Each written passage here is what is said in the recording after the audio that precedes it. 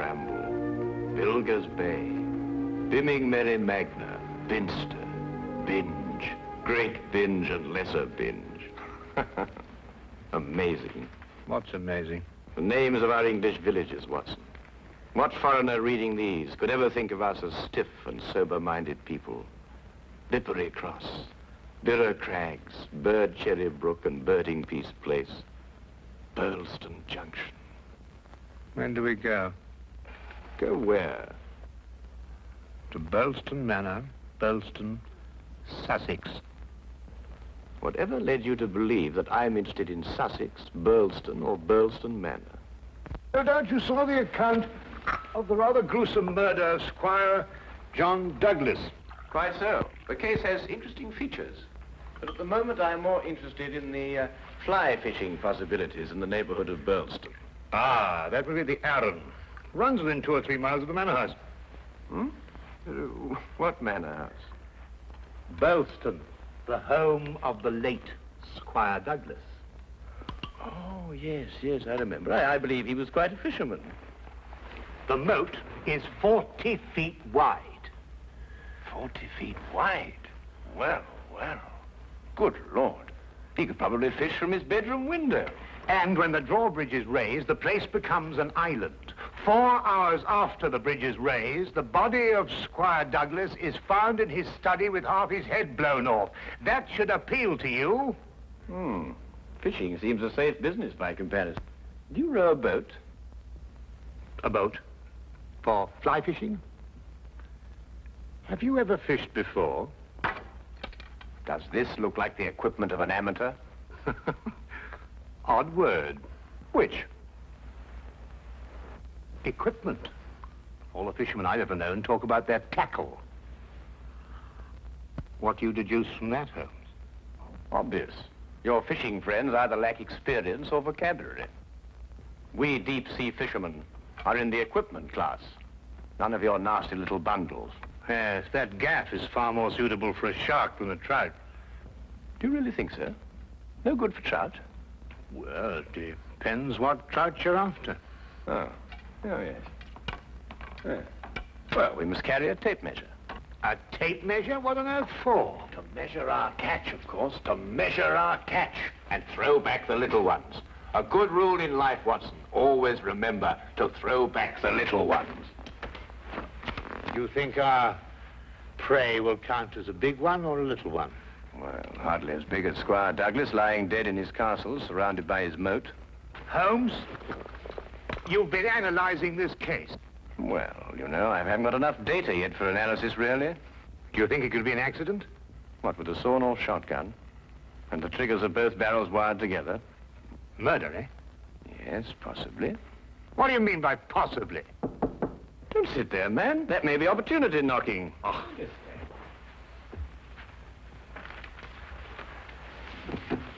Come in.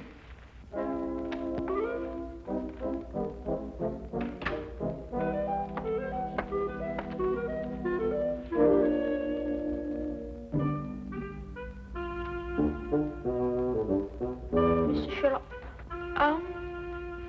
The fisherman. Hold on! I'll tell him! Blimey! No, In there, boy. It's only a little one. Would you like it, Watson?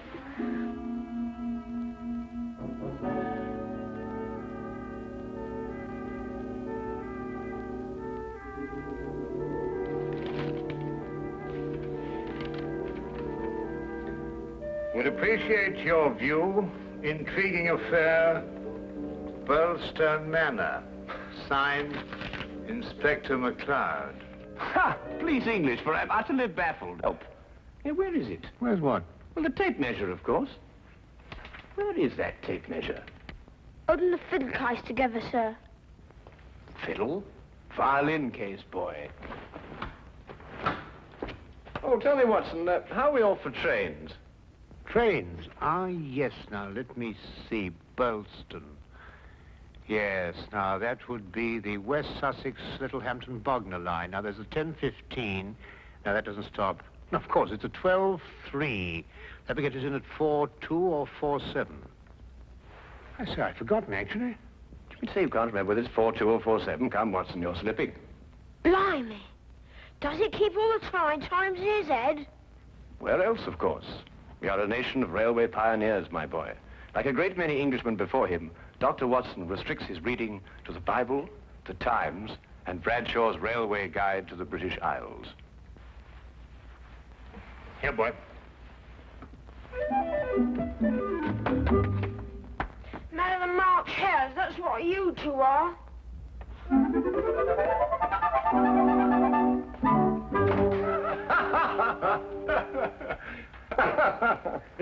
I say, Watson, have you seen my weekend bag anywhere? I suspect it's under the stairs. Mrs. Hudson got very tired of seeing it lying about. Oh, good. Well, that means it hasn't been unpacked anyway. I assume not. Excellent. Then everything is ready. Oh, be a good fellow, would you, and dig out that bag and put it in the cab along with that tackle. Why? Aren't you going to be here? I have a little reading to do. Pick me up at the British Museum Library, say half an hour before the train leaves. Now, look here, Holmes. This is no time to go reading. You'll miss the train.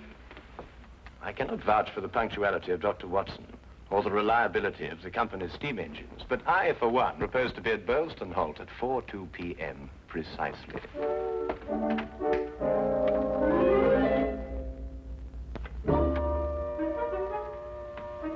Or is it 4:07?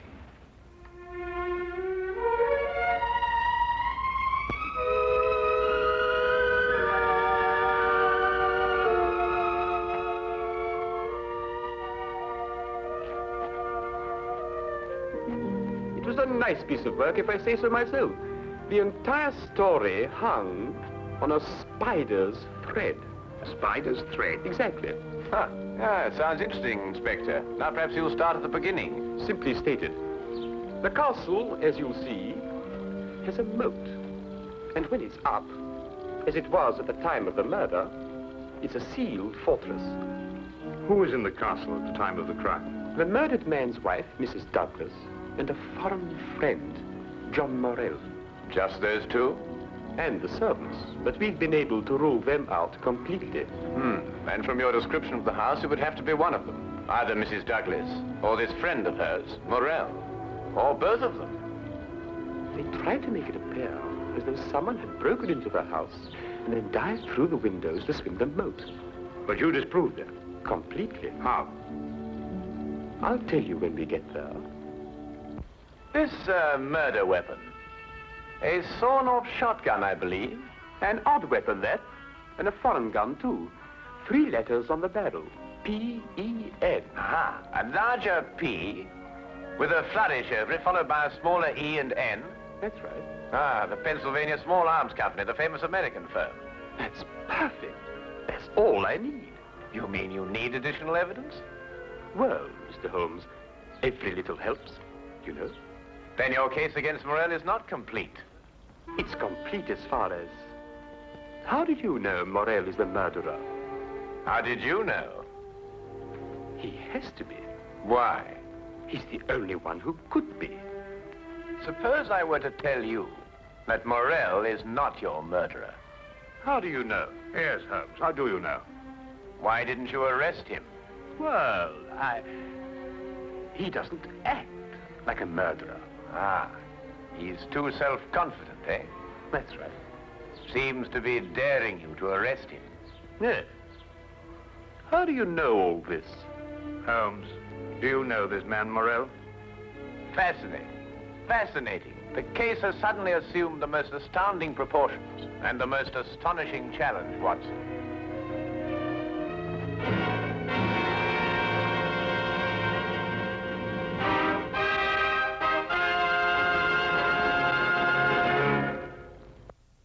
Specimen of the period. Yes, it is lovely, isn't it? What did you mean, Mr. Holmes? Nothing. I just think it's a lovely building. No, I mean when you said that Morell didn't murder Mr. Douglas. Oh, that. Yes, what did you mean? How do you know he didn't do it? Well, if he didn't do it, she did. You're jumping again, McCloud. You're jumping. But it has to be one or the other. Does it really? What's he talking about? Well, don't you know? No, I don't know. If 2 people are in a sealed house with a murdered man, one of them has to be a murderer. That's common sense. Ah, but is it logical? What do you mean? Is it logical? I don't know, but Holmes says that all the time. I was hoping you might be able to tell me.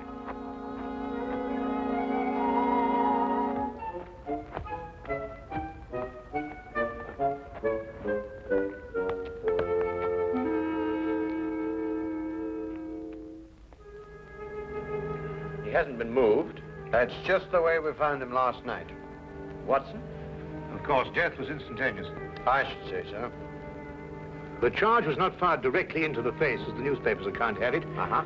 I'd say the blast came from below and that the gun was almost vertical. Excellent, Watson, excellent.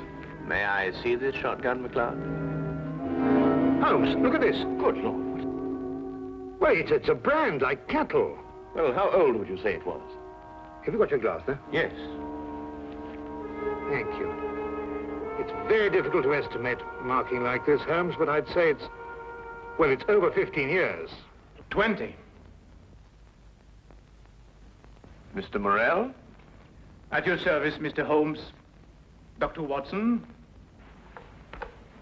News travels quickly. This is a small village. You said 20 years? Yes. The same age as this. It stands for the Mesa Valley, Arizona. Gold claim number 341. That is where John and I met 20 years ago. There were 3 of us. We registered the claim, worked it, and then sold it. We divided the money in thirds and went our different ways. 2 years ago, I looked John up here and stayed on. I liked it. And the third partner? He lost his money, and I believe his mind. He came to believe that we had cheated him. And he swore to kill us 10 years ago. Why didn't he? He couldn't find us. No, we didn't have the same names at the time. Do you think your old partner could have done that? I don't know, Mr. Holmes. I am not the detective. True. True. Well, we must bear that in mind. You tried to make it appear as though another man had been here and went out through the window. Did I? He tried to build an elaborate story. A man of his size was seen passing through the village wearing a loud tweed topcoat and a wide-brimmed hat. He was heading this way. On the window ledge, there is a footprint in blood, indicating, of course, that the murderer dived through the window and swam the moat. But he didn't. How do you know? Because, Mr. Morrell, outside that window and just a few feet down is a very large and at least a month-old spider's web. Anyone jumping or diving through the window would have to pass through the web. And no one did. Well done, McLeod. Well done. A spider's web. The English police have the most amazing allies, I must say. Now that you have made your deductions, Mr. MacLeod, exactly what do they mean to me? For the moment, nothing. But I suggest you do not leave the castle grounds. And if I try to live?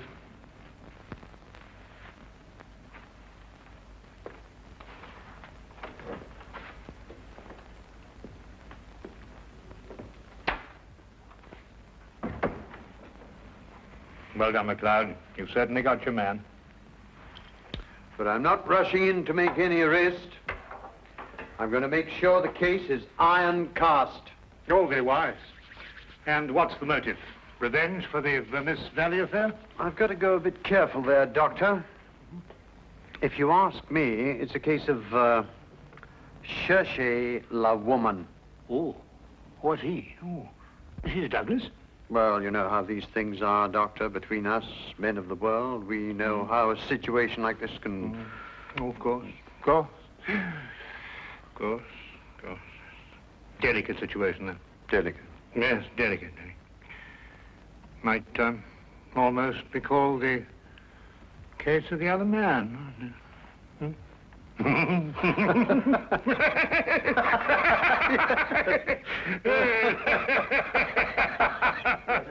The other dumbbell. Not who, what. What? That's right, what? What are you talking about? That. There's only one dumbbell. One dumbbell. That's right. Well? There's only one dumbbell, Watson. I know. That's it over there. Yes. Where's the other one? Well, I don't know. I've only just come here. Do you know where the other one is? What difference does it make? Well, that's right, yes. What difference does it make? Maybe there is only one dumbbell. One dumbbell? But they come in twos. Perhaps he only had one. Watson, do you mean to tell me that you can stand there, surrounded by all these athletic trophies, and suggest to me that such a man would only use one dumbbell? Well, what difference does it make? Yes, what difference does it make? Well, if you two are convinced that you can solve the case with the aid of a convenient spider, I'm going fishing. You're what? Oh, he's going fishing. He's brought his tackle. Why? To catch fish. Then I take it you're satisfied with my analysis of the crime. Find the dumbbell. Hang the dumbbell! You can't hang him until you find him. Who? The man who took the dumbbell.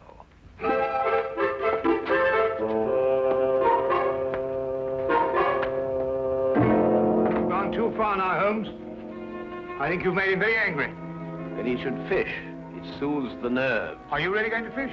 I am. Where? Out of that window. It looks very comfortable. Well, what do you expect to catch? A herring. A red herring. May I have the tape measure, Watson? To measure a red herring? To measure the big red herrings. The little ones I plan to throw back. Holmes, you're up to something. I am. What? Would you like to help? Of course. Well, look. Take the good inspector down to the local pub and keep him there for at least an hour. While you fish for red herring? At the moment, I'm fishing for bait. I don't know what you're talking about, but I'll do it. Good. Remember, 1 hour. I may enjoy myself in the local and stay too.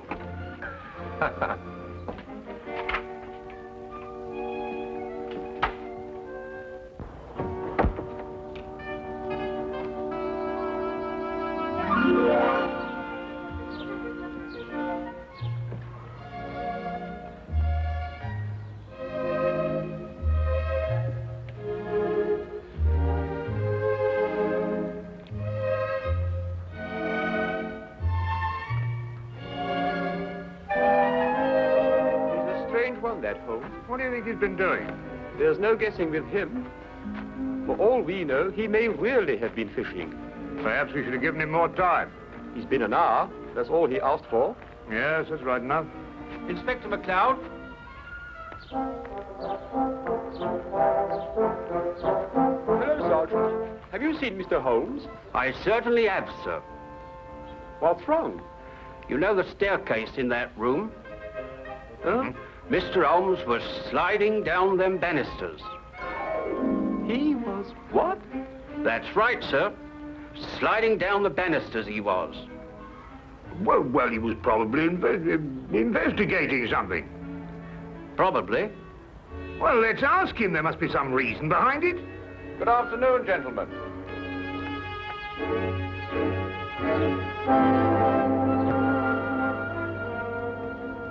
Go on. Ask him. Ask me what? Well? What have you been doing while we were away? Well, first I fished, No. and then I slid down the banisters. I told you. Why? Why not? Well, And you, Inspector MacLeod, are going to drain the moat. I'm going to what? Drain the moat. Empty it right down to the bottom. I can't do that. That's a major engineering job. Don't you realize that's a real river that runs round the house? Well, in that case, don't drain the moat, but tell everyone you're going to. And then what? Then we'll all meet back here in an hour's time. and see if we can find somebody pulling something out of the moat. Exactly. What? Red herrings. As mad as a March hare.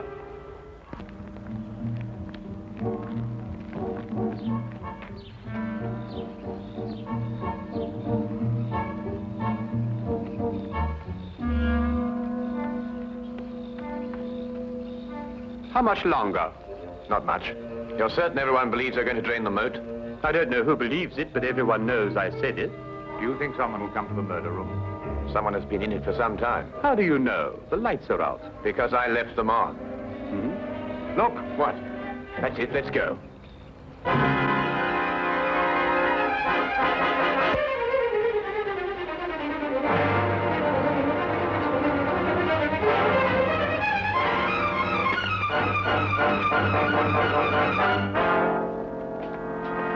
Oh, excuse me. What are you using for bait?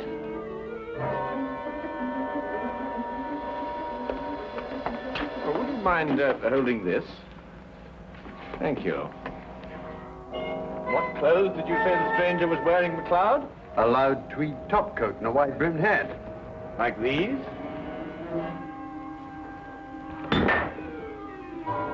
The dumbbell. Holmes, how did you know?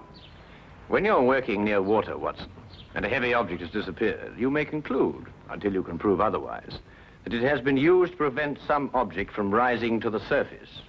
All right, Morrell. You're under arrest for the murder of John Douglas. It is my duty to warn you that anything you say may be taken down and used in evidence... No, MacLeod. You haven't got it at all. What? This gentleman didn't kill John Douglas because John Douglas isn't dead. He isn't what? Dead. The man whose body you discovered in here is the very man who came back to... No, you're not with me, are you, MacLeod? Would you tell him, please? These clothes belong to our third partner. The man who's been searching for you for 10 years. Yes. He found us and arrived here with a shotgun. He and John struggled and the shot went off. That explains the vertical angle of the blast. In the ensuing struggle, the gun went off. I heard the report and ran down immediately. I timed it from your room. 15 seconds if you run and 10 seconds if you slide down the banisters. I ran. I thought you would. John was panic-stricken when he saw what he had done. I got the idea to change their identities.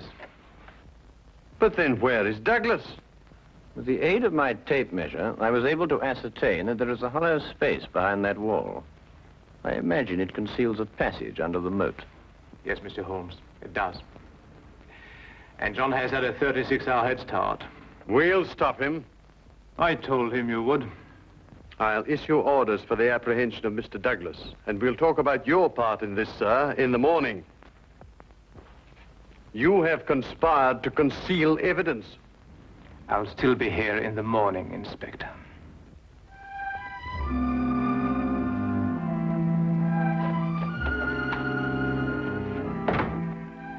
A very brilliant piece of deductions, Mr. Holmes. An excellent application of applied psychology. I haven't been tricked many times in my life. You must remember that the next time you become involved with murder. And you can now continue your fishing in a more normal manner. Fishing? No, I don't care for it, really. Unless it's deep sea, of course. Yes. But in the absence of an ocean in the immediate vicinity, I think we'd better start back to Baker Street immediately. Well, now, there's a 9:13 or a 10:23. The 10:23 will hold us up at Tunbridge quite a while, won't it, wait? Thank you, Mr. Holmes. Not at all.